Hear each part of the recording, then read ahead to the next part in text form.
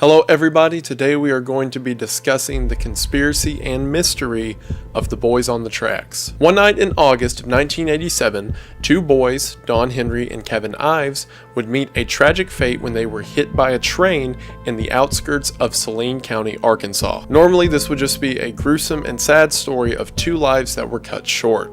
However, that is until the bizarre details come into play. Through medical examinations, it was determined that the boys had been murdered prior to the train hitting them. And as a matter of fact, it seems that the boys were placed on the train tracks in order to cover up evidence. What would follow is a series of murders and cover-ups that involved the local police, the FBI, the CIA, and even a United States president. So why so much carnage over the deaths of two young boys? And furthermore, what did they see that led to their fateful end in the first place? This case has been 35 years in the making, with revelations coming out even to this day. And today we are going to be taking a look at the entirety of this case, breaking down several of the leads and theories about what happened, and we'll try to connect some of the dots to figure out why this became so much more than two boys on a train track. So if that sounds interesting to you, stick around as we unravel the mystery of what happened that night in the Arkansas wilderness. But before you get your daily dose of internet scares, let's set the mood for those scares with today's sponsor, Galaxy Lamps. Galaxy Lamps allows you to make any room a showstopper. As you can see, the Galaxy Lamp is a very compact package that even has its own built-in stand so that you can point it towards any wall or ceiling of your choosing.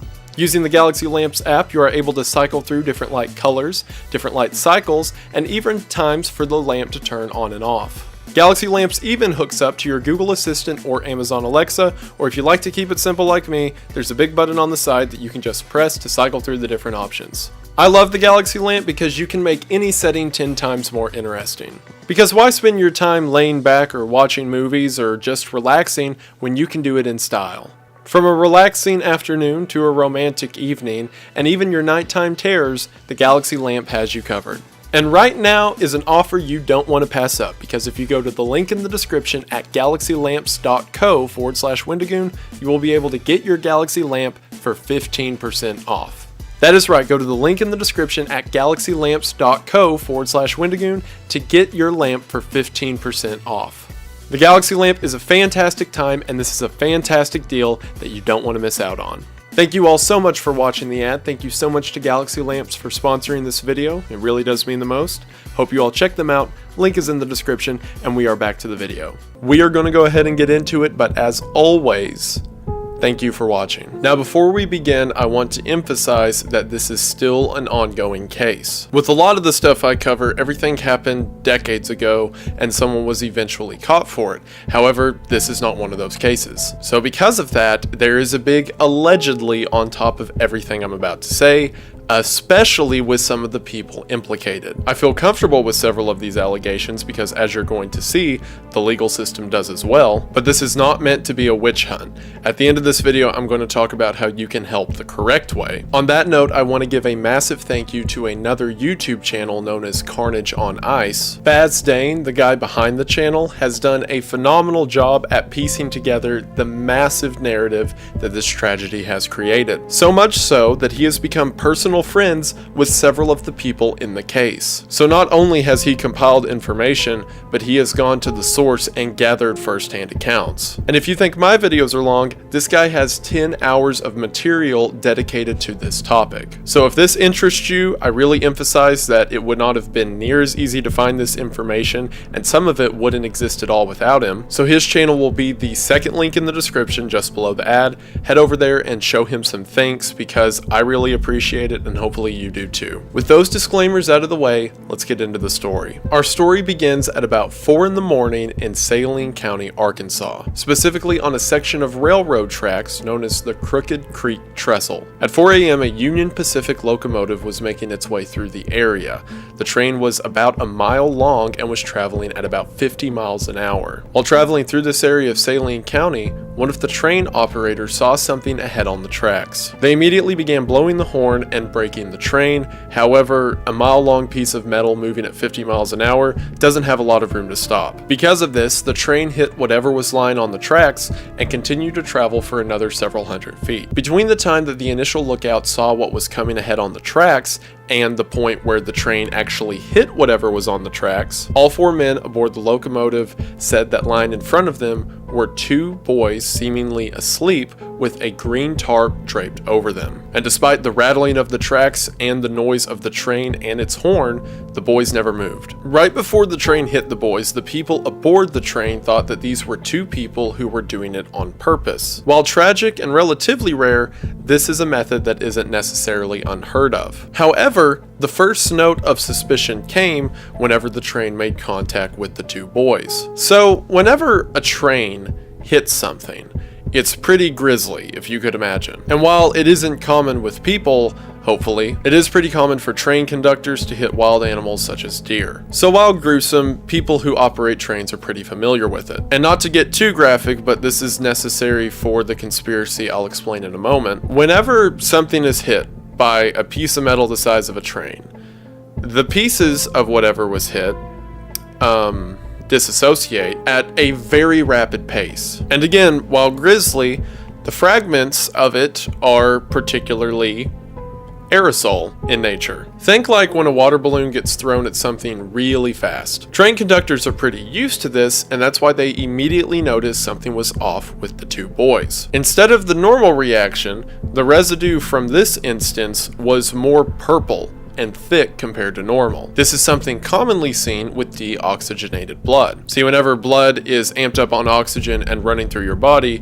it stays red and thin, but if the person or animal dies, the blood begins to turn a darker color and become more thick. The instance with these 2 boys followed the latter scenario. So after the train hit them, the people aboard the train said, "Oh, I guess these 2 were already dead." So the train stops, they call the local police, and within 30 minutes, the police, EMTs, and everyone's arrived at the scene. The EMTs take the same notice and write down that it appears the 2 were dead before impact. However, the police begin to treat it like an accidental death. As a matter of fact, that night, the police didn't really treat it like anything. They were just gathering up whatever they could and throwing it in evidence bags. They also were never able to locate the tarp, and in years since have simply said that all 4 men aboard the train were hallucinating. And no, I'm not kidding. The police's official response is they made the tarp up. And the police also seemed to be in such a rush that they left the foot of one of the boys at the crime scene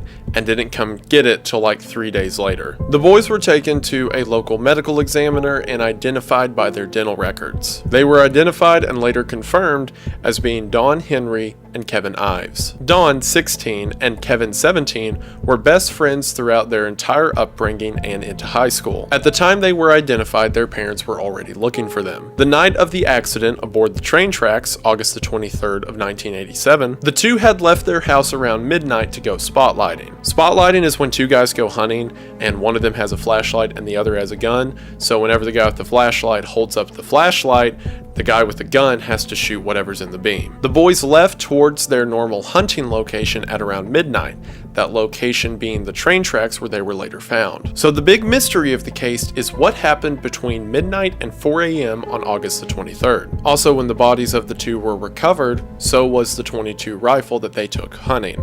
It was essentially destroyed, seemingly having been hit by the train as well. The parents, as you could imagine, were beside themselves and wanted answers as to what happened to their sons. About a week after they were identified and a funeral was held for the 2, the state sent in a high-profile medical examiner named Dr. Fahmy Malak. Dr. Malak did his autopsy and said that the reason that the 2 died is because they had smoked so much weed that they were completely incapable of hearing or moving from the oncoming train. His exact words within the report were that they smoked an estimate of 20 marijuana cigarettes and that they had become so high that they had fallen asleep and couldn't hear the oncoming train horn, which is No.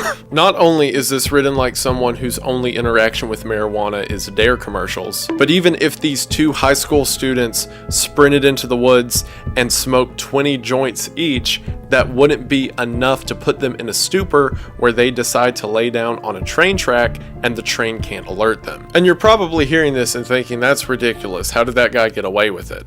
Well, it turns out he gets away with it a lot. Malik has a long history of absolutely absurd medical examinations. Among my favorite are the time that he accidentally accused a doctor of killing a patient because he didn't know how to read the patient's chart, and then the time that a guy was shot 5 times in the chest and he ruled it a suicide, along with another absolutely insane ruling that we'll talk about later in this story. So as you could imagine, the parents weren't satisfied with this answer for several reasons, so they decide to not take the state-appointed medical examiner and get a second opinion. And then on top of that, a third opinion. The 2 other medical examiners that the family hired said Dr. Malik was absolutely out of his mind. The first and main medical examiner who reevaluated this case, Dr. Joseph Burton, said that there was a little bit of THC in the boy's system, but it was like maybe 1 joint. And his only solution was that Dr. Malik literally just made it up. However, what was more troublesome than the doctor not finding the THC in their system was what the doctor did find. See, all that stuff I said about the coagulated blood not lining up with evidence of a living person being hit by a train, at the time that was kept between the police reports as well as the EMT reports. The first sign that something was awry to the public, and more importantly the boys' families, was what Dr. Burton uncovered. Given the circumstance of their body's demise, the heads and torsos were surprisingly intact. Because of that, it was determined that before death, Kevin's head was caved in with something solid, such as the butt of a rifle, and Don had been stabbed multiple times in his back. This was the switch that would lead to the following 35 years of cover-ups and conspiracy. Because initially it was just 4 parents trying to figure out how this tragedy happened to their children. But now it seems that this tragedy had a culprit. The first thing that they did was try to get the head of Dr. Malik put on a stake, because he was seemingly covering up the murder of these 2 boys. Also, the not awful medical examiner, Dr. Burton, he said that Dr. Malik had sawed up and destroyed so much of what did remain of the boys that it was hard to put anything else together. As a matter of fact, he said that the boys could have had several more injuries happen to them before death, but Dr. Malik had destroyed the body so much that there was no way for Dr. Burton to make heads or tails of it. Whenever Dr. Malik was confronted with all this, he just kept saying that he was still right for some reason. And whenever he was directly asked, what about the stab wounds on Don? His response was, don't worry about it.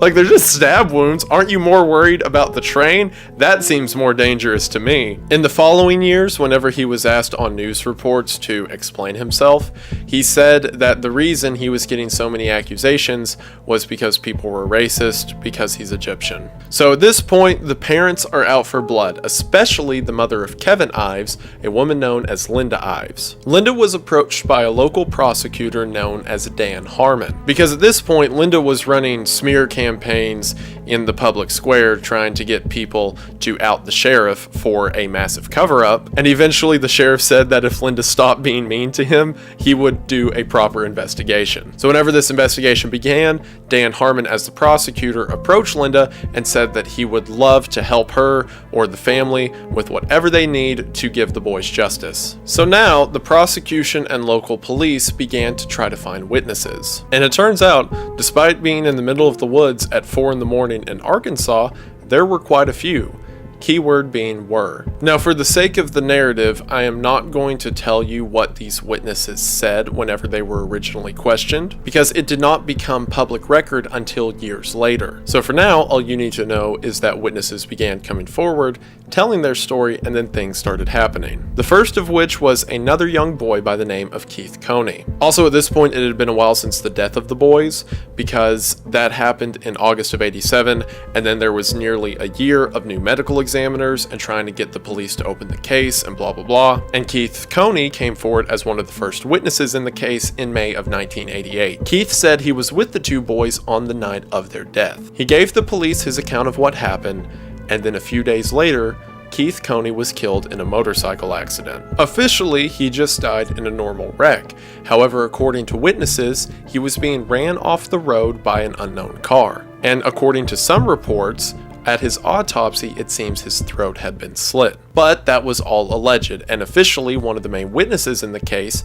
died in a tragic accident. Well, a few months later, another witness came forward, this one known as Keith McCassell. McCassell also said that he was there the night of the boys' murder. And again, I'm not saying his relation to the case because it'll give away a lot of details, just bear with me for now. McCassell gave his initial story and then all of a sudden began to think that something was about to happen to him. According to those around McCassell, a switch flipped after he told the police his tale of what happened. He began to give away his belongings to family members and say goodbyes because he didn't think he'd be around for long. He went as far as to plan out his own funeral, saying that it would be needed very soon. And it turns out McCassell was right, as in November of 1988, he was found stabbed to death in his garage, having been stabbed 113 times. McCassell's neighbor was a shut-in who claimed that he saw 5 men wearing black masks step into Keith's garage and murder him. That same neighbor was charged with McCassell's death. 3 months after that, another witness named Greg Collins was found dead in the middle of the woods, having been shot in the head. 3 months after that, another witness known as Booney Bearden went missing and has not been seen since. 3 months after that, Jeff Rhodes, another witness, also went missing. Before a short time thereafter, his body was found in a burning dumpster. And then, 3 months after that, Richard Winters, our 6th and final witness to do the whole unalive thing, was found in his home, decapitated, with his head missing. And this is the best part of all. Guess what medical examiner was set over the death of Richard Winters? The guy whose head is gone and the rest of his body is in his living room.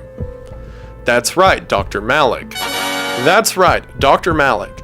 Dr. Malik said that the cause of death was a stomach ulcer and that Winter's dog had consumed his entire head. Hey, so during the section you're about to listen to, I keep saying Richard Winters was the one who the doctor said his dog ate his head and all of that. I was incorrect. It's James Millen. Richard Winters was another witness who died in relation to the case. James Millen, to my knowledge, was not directly related with the case. It was just another weird call that the doctor made. So yeah, I got the names mixed up. I'm going to keep saying Richard Winters in that clip when in actuality it's James Millen. My bad. Carry on. So I went on this whole hunt to try to figure out what kind of dog Winters had, because isn't the story so much funnier if it's like a Chihuahua? And I couldn't find anything conclusive. I think it was just some kind of like mixed breed dog of like medium size.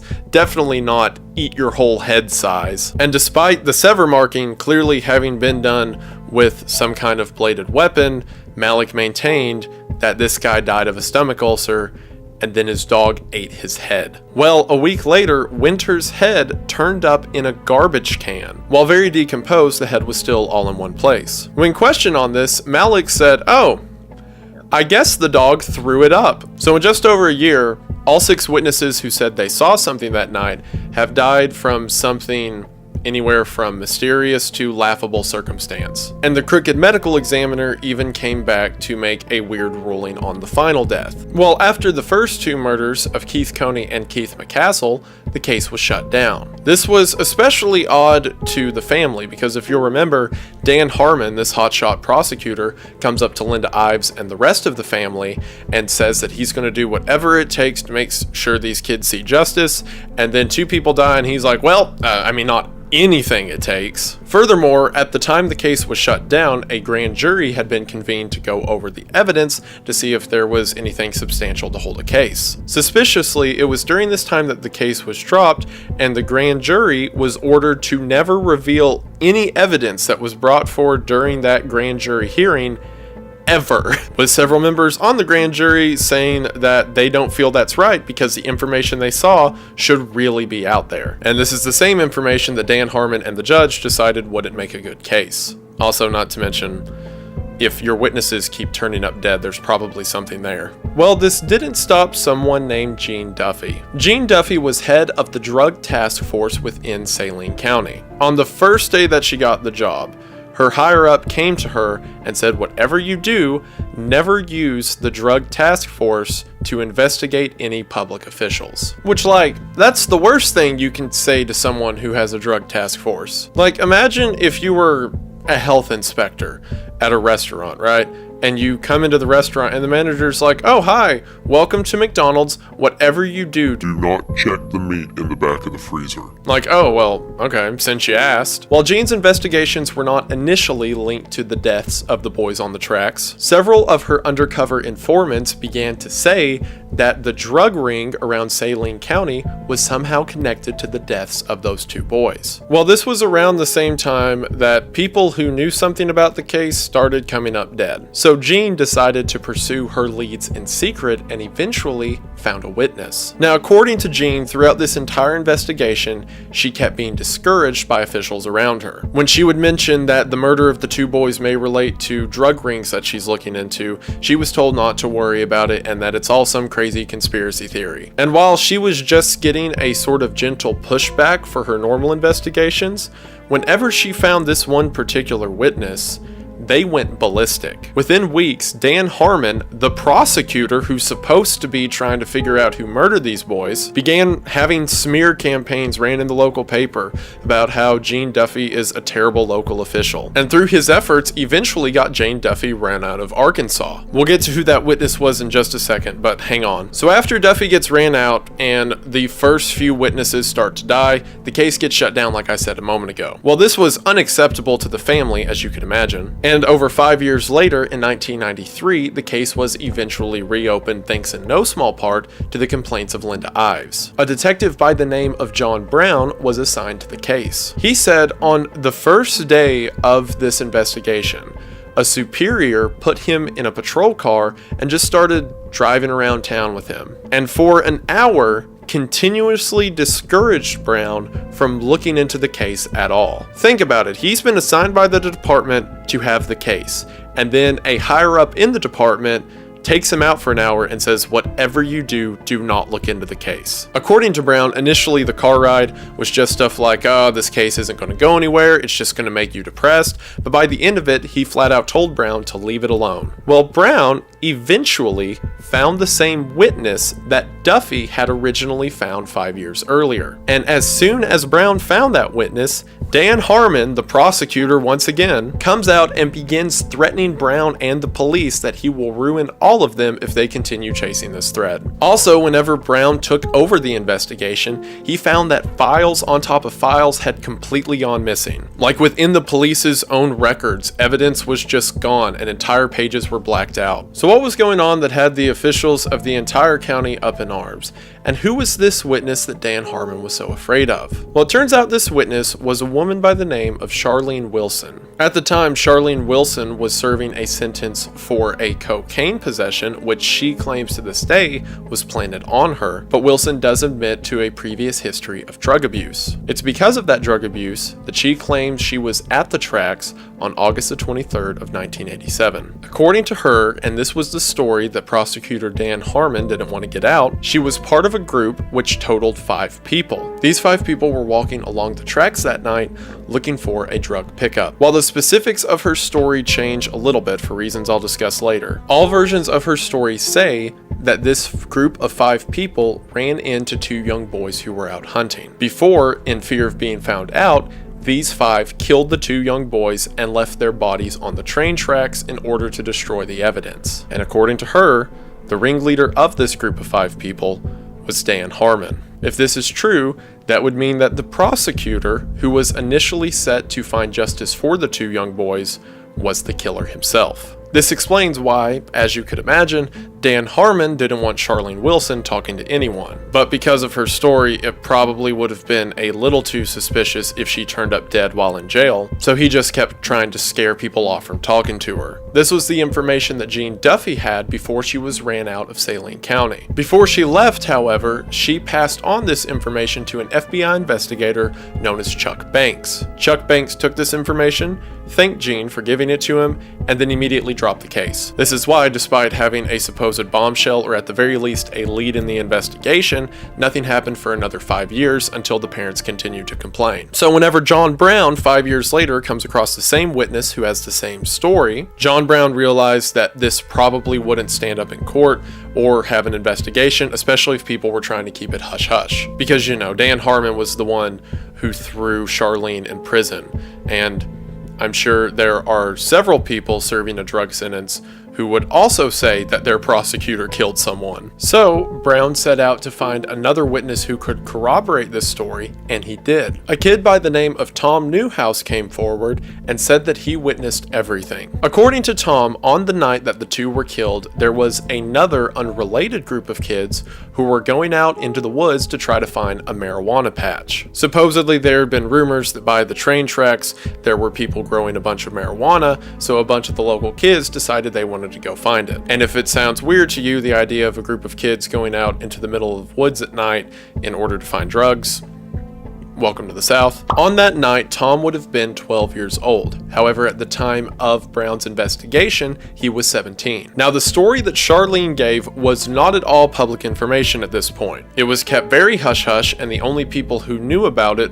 were those closely associated with the case. In other words, there was no way that Tom Newhouse could have known that Harmon was a suspect. Tom came to the detective and gave his side of the story while hooked up to a polygraph. In that story, which passed the polygraph, Tom said this is what happened. Tom and his friends were playing along the railroad tracks whenever they saw flashlights walking towards them in the distance. This group of kids, who again shouldn't be out there because they're looking for a marijuana patch, ran off to the side of the tracks and decided to observe this group of people. After they walked by, Tom identified the person at the front of the group, and again, of 5 people, which falls back on Charlene's story, he identified the man at the front as Dan Harmon. Tom knew who Dan was because not long before, Tom's mother had dated Dan. Dan also has a long history of divorces and abusing wives, but we won't get into that right now. But Tom, only being 12 years old, thought it was weird that his mom's boyfriend is out here on the train tracks at 2 in the morning. While observing them from the other direction, Tom says that 2 boys came walking holding a flashlight. As the 2 came walking, Dan and his group began to panic. Before Dan astutely yelled at the boys to come over here right now, and the 2 boys, visibly afraid, walked over to Dan and the larger group. Tom identified these 2 boys as Don and Kevin. While Don and Kevin were talking to this group of people led by Dan, Tom says that he turned his head to talk to his friend for a second and heard a gunshot. He can't be sure, but he assumes that it was the .22 rifle that the boys had brought with them. As soon as this gunshot went off, the 2 boys began to run away and the group of 5 began to follow after them. Tom and his friends, obviously worried they're going to get in trouble or that someone just got shot, all got up and ran away, and Tom hadn't told anyone until this polygraph confession. Tom knew a lot about the case that wasn't public knowledge, from the people who were present at the time to even the clothes that the boys were wearing. And again, for what it's worth, he passed the polygraph test. And perhaps most interesting is that this story is corroborated by the stories of the witnesses who were previously murdered.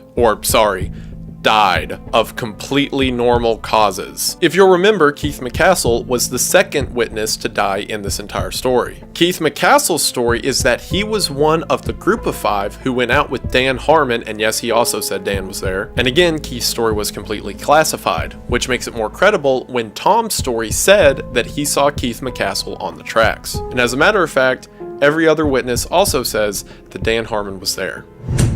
So what did all those witnesses say? What information did these guys have that made them so dangerous to the state around them? Well, according to people who were in Dan Harmon's group that night, as well as people like Keith Coney, who were a part of the group of kids who went looking for the marijuana patch that night along with Tom, and general witnesses who were near the tracks and the scene of the crime, this is what happened. The collective story is that Dan Harmon and a group of people were out looking for a drug drop on the side of the train tracks that late night. It's 2 in the morning in the middle of Arkansas, and they probably weren't expecting to run into anyone. That is, until 2 boys with a flashlight walk up to them. Dan Harmon confronts the 2 boys, and at some point during the conversation, either because one of them was scared or they were trying to scare away Dan and his group, I'm not sure which of the 2 boys was holding the gun, but whichever one was holding the gun fired around. From there, the 2 boys began to run, and they ran all the way to a grocery store that was not far from the tracks. According to the people who were around the grocery store that night, the 2 boys were in the parking lot when a police car pulled up next to them. 2 officers stepped out of the car and began to talk to the boys before they grabbed them, began to violently beat them before throwing them back into the car and driving away. And then, according to witnesses like Charlene Wilson, the 2 men brought the boys back to the tracks, at which point, according to her, the 2 had already been killed, and then their bodies were placed on the tracks because they knew that a train was coming late that night, and they assumed it would destroy the evidence. However, thankful for us and unlucky for them, while it destroyed a lot of the evidence, it still left enough identification that foul play was at hand. So after the family doesn't buy this phony story from the medical examiner, Dan Harmon, being the prosecutor, sweeps in and assures the family that he has their best interest at heart, when in reality he's just trying to cover up the case as quickly as possible, which explains why the case was shut down, while the witnesses died, etc. So why all of this, right? Why is just some random drug drop worth a prosecutor walking around in the woods of Arkansas at night with 4 random people, one of them supposedly being a cocaine addict? And why on earth would that be worth the murder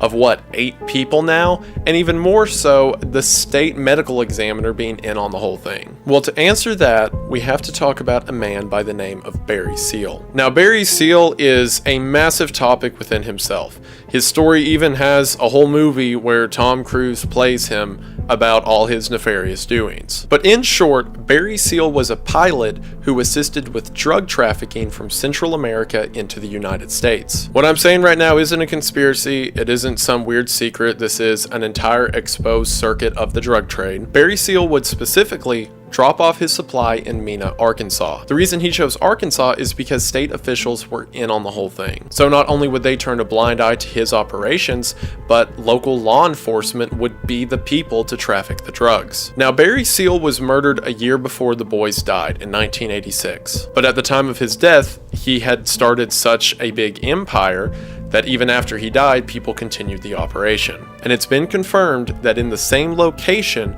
that the boys were killed, that it was a regular drop-off for these drug exchanges. The pilots of these planes would do a blackout flight, or in other words, all the lights off so they couldn't be seen or identified, and would fly just above the ground of the Arkansas forest before dropping their supply, and the local officials and members of the Arkansas government would come pick up the supply itself. This would explain why Dan Harmon, a local prosecutor, was prodding around in the woods at night, and why he had several people on the payroll with him in order to help him move the product. That would also explain why, after these boys' bodies were discovered and an investigation started, that the state sent a big-time medical examiner who was definitely paid off, allegedly. Now, I know what you're saying. This is a really wild story, and trust me, I know how it sounds. It went from 2 boys getting ran over by a train, and we can all probably accept that given the evidence that they were killed beforehand, right? But that doesn't mean that they had to be killed by a prosecutor, and this whole connection with Central American drug exchange and blah blah blah. Like, really, who am I to say that Dan Harmon, a respected official of government, is a drug mule? Well, in 1996, Dan Harmon was convicted of smuggling drugs into the United States, and his method of doing this was through corrupt officials. He was arrested and charged in 1996, and then he got out of jail, but shortly after, in 2010, he was arrested for selling drugs once again. So, I feel pretty confident in that. So we know that the prosecutor who was railroading the whole case, no pun intended, was an active part of a drug smuggling operation during the time of the boys' deaths. It seems that this extends to more than just Dan, however. Dan's assistant, a man by the name of Richard Garrett, helped him with the initial prosecution. In other words, he helped Dan cover up evidence. Unsolved Mysteries, the television series that is known for trying to get viewers to call in if they know anything about unsolved mysteries, covered the story of the boys on the tracks while the first investigation was happening. In other words, the one where Dan Dan was the prosecutor. At the end of the episode, they asked people to call into Richard Garrett, as he would be manning the incoming phone calls to see if anyone has information. People who called Richard Garrett said that shortly afterwards they were sent death threats by anonymous people over the phone who said they'd kill them if they ever mentioned anything about the boys on the tracks. It was also Richard Garrett who Keith McCassell went to shortly before his own murder. And if you'll remember, Keith McCassell told his story and then regretted it immediately after,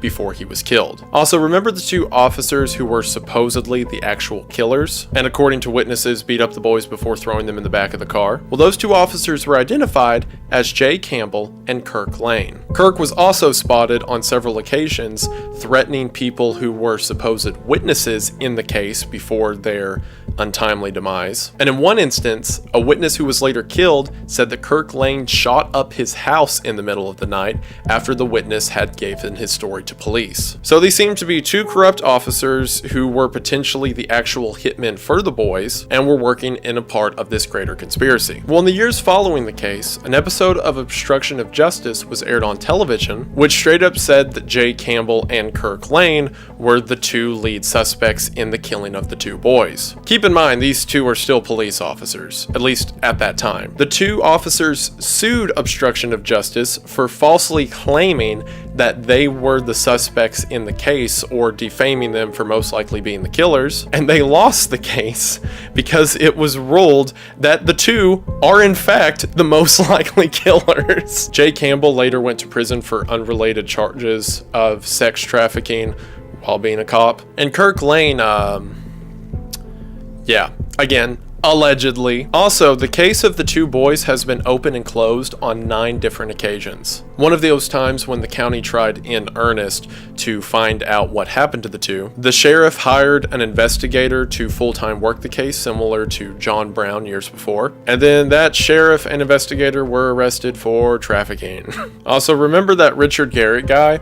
Well, it seemed that there wasn't anything official on him until years later when someone bought the house he used to live in, and whenever the new homeowner moved in, he found that hidden behind a false wall was a meth lab. So while Richard Garrett was the assistant prosecutor who was trying to clean up the county, he had a meth lab in his house. It should also be mentioned that whenever that homeowner called the police and said, "I found a meth lab," that a cop came over to his house and told him to throw all of it away immediately, and even offered to help the guy take it all to the dump. So it's nice to know, if nothing else, that they're consistent. People have come forward in the years since claiming to have information or even be a witness to the events that happened that night. One of them being WWF wrestler Billy Haynes.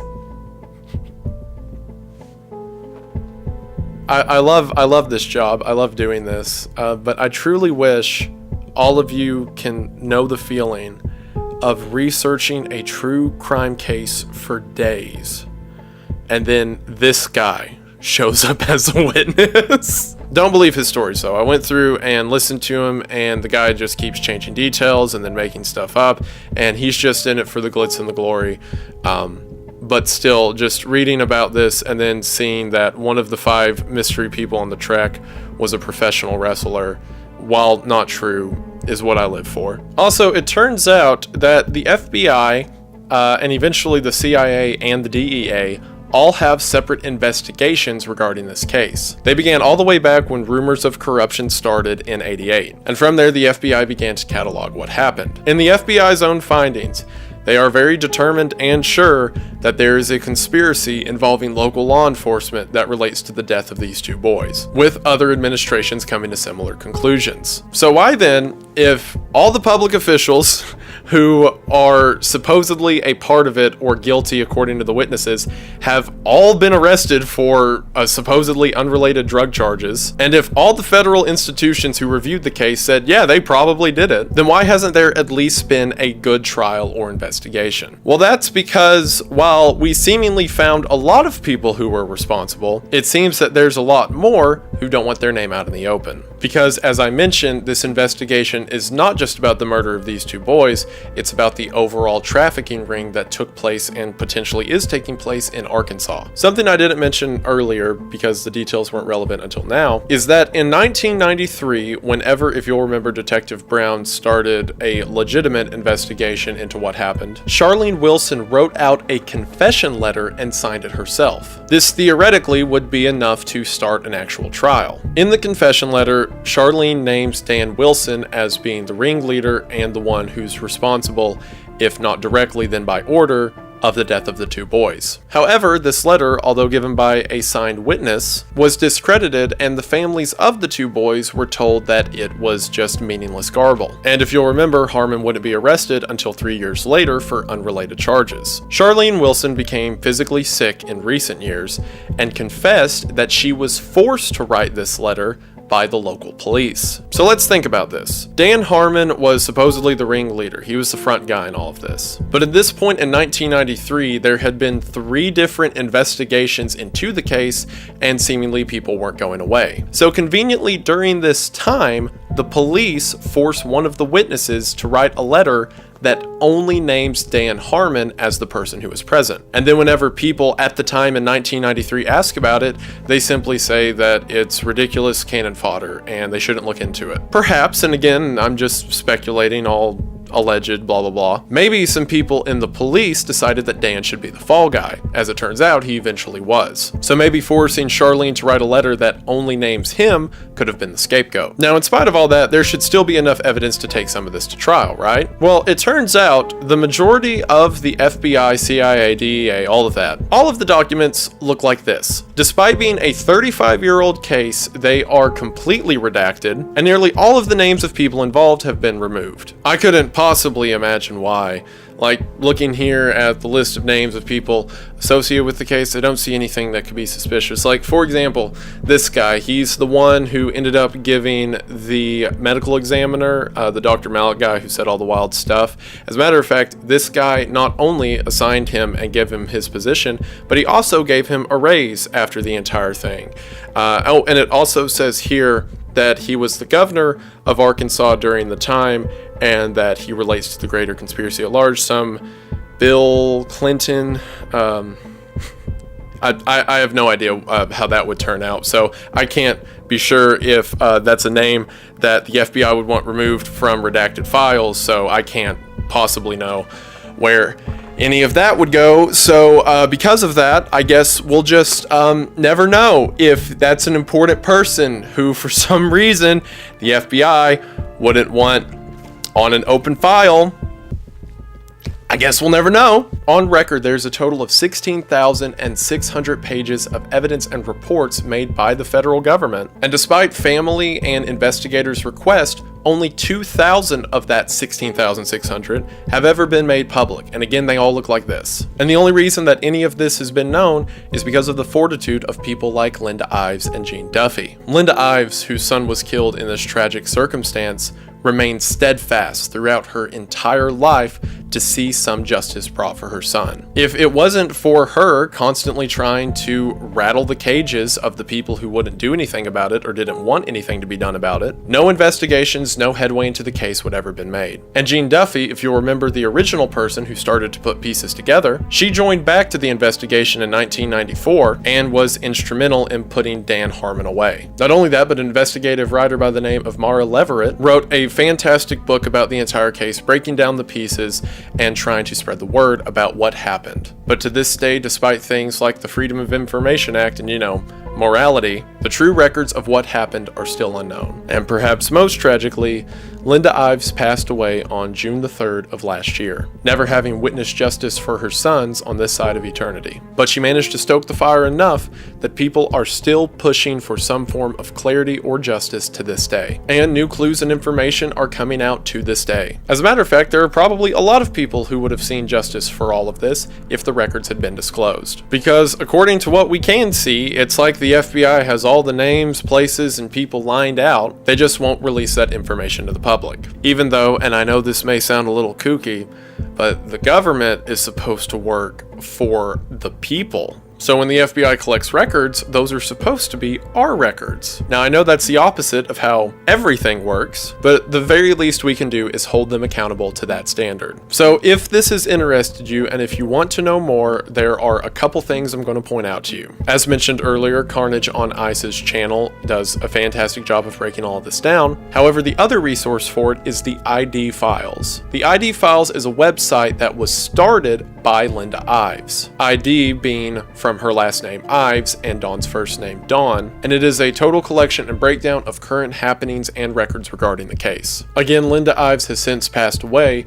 but several who knew her personally are carrying the website on in her honor. Not only that, but Carnage on Ice is taking steps to make these hidden FBI files part of the public record. One of the things he's doing for that right now is a change.org petition that he set up that is not asking for anyone specifically to be brought to justice or for any grand conspiracy to be revealed, just for the feds to do the thing where they make the knowledge, not just theirs, as is common with most criminal investigations. Now, I understand that change.org isn't like a magic button. It's not like if the petition gets 200 signatures, the FBI's like, oh no, I guess we're done, boys. But if nothing else, it's shaking the table a little bit, because I could not imagine having people I know dying in this circumstance, and not just the boys on the tracks, but the 6 other witnesses who died after the fact. And to know that the information is there and that it's been gathered, compiled, and researched, but you're just not allowed to look at it. And if it's the names of people who have since passed, then we need to know for our own clarity. And if it's the names of people who have not passed and are still instrumental in governments, then we really need to know for our clarity. But again, this is a case that deeply interests me, and it's amazing to me that after 35 years, it's still being covered up and there's still developments in it. And if you're interested in this at all, hopefully I've given you enough of a starting point or information to do your own research and explore it yourself. And while cases like this are very tragic and heartbreaking, if we don't tell our stories, then they die with us. And I hope that through me or someone who watches this and wants to get some information, or at some point in the future, I hope that the story is told enough that something happens and all those who were affected by this can finally rest in peace. Or if you're like me with most stories and you just heard all of that and was like, wow, well, that's pretty cool. Not, again, the murder part, like it's just a really fascinating series of very bad things, then I want to say I'm right there with you, because this stuff fascinates me too. And hopefully you enjoyed it as much as one could possibly enjoy the travesties of man, because I definitely enjoyed you watching this, and I just want to say thank you for watching. This is a very interesting case. It's something that was recommended to me, actually. I got several emails about it, and I never heard of it before. And it's really wild for me, or enjoyable, to have just like a random phrase like, okay, boys on the tracks, and then it just leads to all of this, everything I just said. And I think it's very fascinating, and I enjoy researching this stuff. I love this stuff. People always ask, like, what's your favorite kind of videos to do? Videos like this, videos like the MLK conspiracy, where it just keeps unraveling itself. And I think it's so cool. And I want to say thank you all so much for watching this. Thank you for watching my deranged rants and giving me the opportunity to do this stuff. It wouldn't be possible without you. And thank you for being here. I greatly appreciate it. I do really want to emphasize, I talked about some in the video, but like Linda Ives was a G. She watched the local government try to shut her down, and the people who were supposedly involved like die, and she kept screaming, she kept fighting about it. And I guess the reason that nothing bad happened to her for that period of time is because that's too connected, right? If the mother disappears, then the people she's accusing are going to, almost be caught red-handed. So she was too important, but she fought so hard. And she started, I didn't mention this in the video, here's a little tidbit for those at the end. Whenever she started the ID Files, all the way back in like 99, I think, when she started to compile the records online of what happened to her son, she started getting death threats from people online, from anonymous users who said that they would like kill her if she continue to talk about her own sons. And like the death threats were coming from like Thailand, which was obviously, like set up accounts and all that. But from the beginning, they were getting pushback, and she stood at it and she kept going with it. With a lot of stories like this, it's not only in my opinion, it's not only useful to tell for the situation it applies to, but for greater situations, because I hate to break it to you, but a lot of people who are trusted to be our protectors are doing the opposite of that. And while you may not specifically be affected by the groups of people mentioned today, it could happen anywhere, and it could happen to anyone. And again, may we tell stories lest we forget them. Also, a bunch of people can already see the comments. They're going to be like, I can't believe Wendigoon got a Nobel Prize to the back of the head for his journalism, or wow, it's so sad that Wendigoon exploded his car for no reason, all that stuff. It is never, well, knock on wood, it is never the people like me who are the brave ones. I am not brave at all for doing this. I'm just relaying information that can easily be found online. The people who suffer the consequences of these events are the people who say something in the first place, the witnesses who come forward. Those are the ones who are brave. Those are the ones who are putting something on the line. I literally am watching documentaries and news reports and like true crime podcast, right? I'm not some, they're gonna get him. I'm not important enough for that. Like I said, I'm just compiling it. The most I can possibly do is point you to change.org petition. I'm not anything special, but a bunch of people involved in this case are. Like Gene Duffy, who was run out of town and then came back to put the guy who run her out behind bars. Fantastic. I love stories like this. And hopefully one day something comes of this and I can make an update where I can say, we got him. But for now, we'll just have to see how it goes. But again, hopefully you enjoyed this tangled web of a story. I know I did. And thank you for sticking around. I greatly appreciate it. But for now, that should do it. So I just want to say thank you for watching. I hope that you enjoyed, and I will see you in the next one. Bye.